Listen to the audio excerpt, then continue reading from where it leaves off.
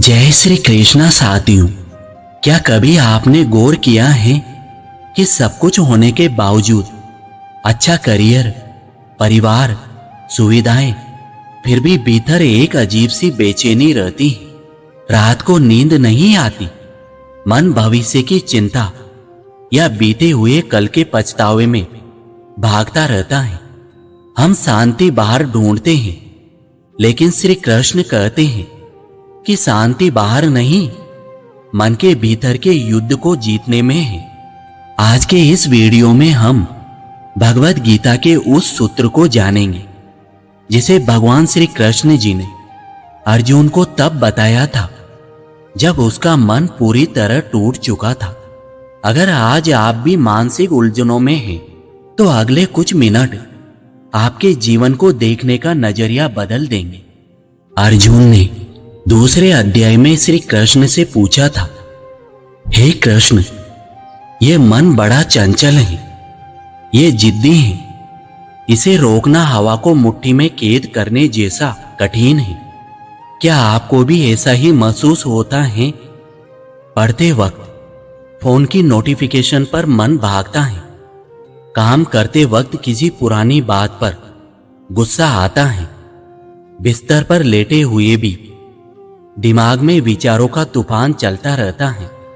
श्री कृष्ण का जवाब, भगवान श्री कृष्ण जी मुस्कुराए और बोले, यह सच है अर्जुन, मन चंचल है, लेकिन इसे वश में करने के दो ही रास्ते हैं, अभ्यास और वैराग्य।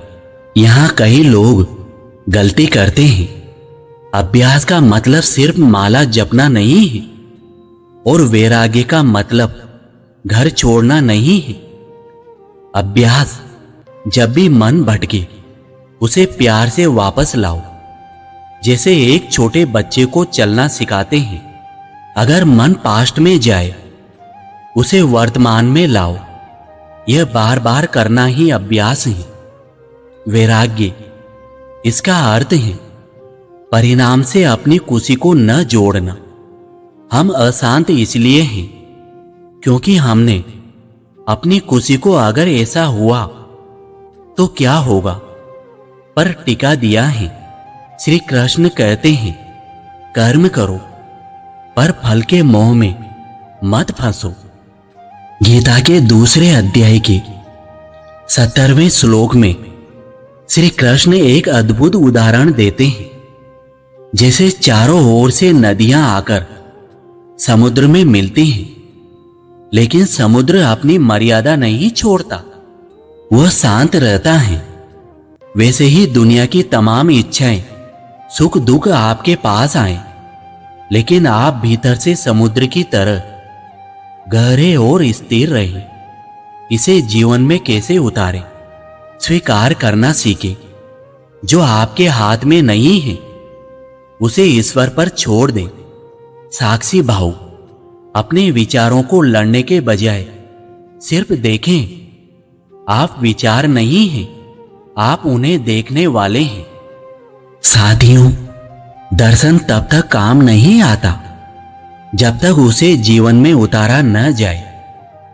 श्री कृष्ण के उपदेशों को आज के दौर में हम इन 3 तरीकों से लागू कर सकते हैं। स्थित प्रज्ञ की अवस्था। गीता में कृष्ण स्थित प्रज्ञ की बात करते हैं। वह व्यक्ति जो न तो बहुत खुशी में नाचता है और न ही दुख में टूटता है। आज इसे इमोशनल इंटेलिजेंस कहते हैं। दिन भर में कम से कम 10 मिनट मौन रहकर अपने विचारों को केवल देखें, उनसे लड़े नहीं। स्वधर्म का पालन अशांति का एक बड़ा कारण है। दूसरों से तुलना। श्री कृष्ण कहते हैं, पर धर्म यानी दूसरों का रास्ता अपनाने से बेहतर है अपना स्वधर्म यानी अपना कर्तव्य निभाना। जब आप अपने काम पर ध्यान देते हैं तो मन की आधी अशांति अपने आप खत्म हो जाती है। प्रसाद बुद्धि, जो कुछ भी आपके पास आ रहा है, चाहे वह असफलता हो या सफलता, उसे ईश्वर का प्रसाद समझकर स्वीकार करें। जब आप क्यों मेरे साथ ही ऐसा हुआ कहना बंद कर देते हैं तो मन में शांति का उदय होता है। मनुष्य को चाहिए कि वह अपने मन के द्वारा अपना उद्धार करे, अपने आप को नीचे न गिराए। श्री कृष्ण जी यहाँ आत्मनिर्भरता की बात करते हैं। अक्सर हम अपनी अशांति के लिए दूसरों को दोष देते हैं या अपनी खुशी के लिए दूसरों पर निर्भर रहते हैं, लेकिन हकीकत यह है कि आपका सबसे बड़ा मित्र और सबसे बड़ा शत्रु आप स्वयं हैं। आपका मन ही आपको स्वर्ग जैसी शांति दे सकता है और यही मन आपको नरक जैसी चिंता में डाल सकता है। यदि आप नकारात्मक सोच, आत्मग्लानि और हीन भावना में डूबे रहेंगे तो आप खुद को नीचे गिरा रहे हैं। शांति तब आती है जब आप अपने मन को एक गुरु की तरह प्रशिक्षित करते हैं, अपनी अंतरात्मा की आवाज सुने और स्वयं के प्रति दयालु बने। क्रोध से भ्रम पैदा होता है, भ्रम से बुद्धि व्यग्र होती है और जब बुद्धि व्यग्र होती है तब तर्क नष्ट हो जाता है। ये वचन मानसिक स्वास्थ्य का एक मनोवैज्ञानिक सत्य है। क्रोध वह अग्नि है जो सबसे पहले उसी पात्र को जलाती है जिसमें वह रखी जाती है। जब हमें क्रोध आता है तो हमारी सोचने समझने की शक्ति यानी विवेक लुप्त हो जाती है। हम वह निर्णय ले बैठते हैं या वह शब्द बोल देते हैं जिनका पछतावा जीवन भर रहता है। मन की शांति के लिए क्रोध का प्रबंधन अनिवार्य है। श्री कृष्ण जी समझाते हैं कि क्रोध सीधे हमारी स्मृति और निर्णय क्षमता पर हमला करता है। यदि आप शांत रहना चाहते हैं तो उत्तेजना के क्षणों में मौन रहने का अभ्यास करें। जब तर्क नष्ट हो जाता है तो व्यक्ति का पतन निश्चित है। इसलिए अपनी शांति की चाबी किसी दूसरे के व्यवहार को न सौंपें। जैसे एक प्रेरक कहानी से समझते हैं। एक बार एक व्यक्ति ने बुद्ध से पूछा, मुझे शांति चाहिए। बुद्ध ने मुस्कुराते हुए कहा, पहले अपने वाक्य में मुझे यानी अहंकार हटाओ, फिर चाहिए यानी इच्छा हटाओ। देखो अब सिर्फ शांति ही बची है। श्री कृष्ण भी गीता में यही समझाते हैं। मन अशांत है क्योंकि वह मैं और मेरा के जाल में फंसा है।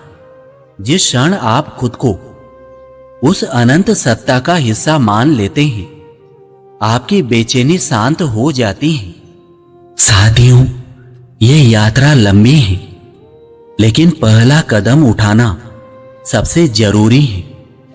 अनंत सार चैनल का उद्देश्य ही यही है कि हम इस भागदौड़ भरी जिंदगी में वापस अपनी जड़ों की ओर लौटें और उन समाधानों को खोजें जो हजारों साल पहले कुरुक्षेत्र के मैदान में दिए गए थे। साथियों, मन को शांत करना एक दिन का काम नहीं है, यह एक यात्रा है। अनंत सार पर हमारा प्रयास यही रहेगा कि हम इस यात्रा में साथ चलें।